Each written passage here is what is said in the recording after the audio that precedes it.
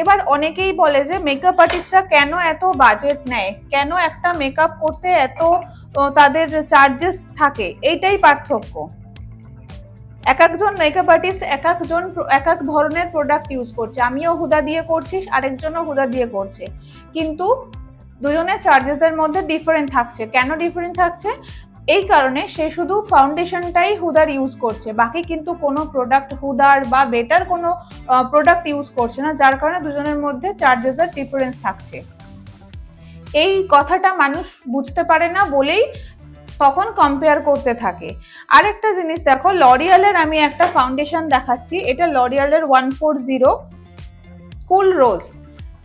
আমরা যদি এরকম একটা ফাউন্ডেশন ইউজ করি, মার্কেটে অ্যাভেলেবেল, আর এর প্রাইস যা সেই তুলনায় কিন্তু আমি একটা ফরএভার 52 কিনে নিতে পারবো।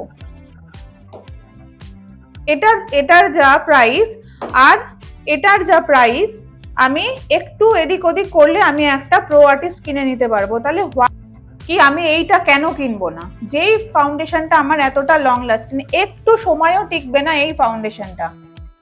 তুমি যদি মেকআপ করে বেরো বা কোনো ব্রাইড যদি এইটা দিয়ে মেকআপ করে, তাহলে যখন সে মানে বাইরে বেরোবে এসি থেকে, তখন 5 মিনিটও মেকআপ টিকবে না। এটাই তার কারণ যে মেকআপ আর্টিস্টরা কেন চার্জেস বেশি নেয়, বিকজ তাকে সিজন অনুযায়ী, তাকে স্কিন অনুযায়ী ফাউন্ডেশন দিতে হচ্ছে, এবং শুধু ফাউন্ডেশন নয়, তার সাথে অন্য প্রোডাক্টগুলো কিন্তু বেটার ব্র্যান্ডের দিতে হচ্ছে।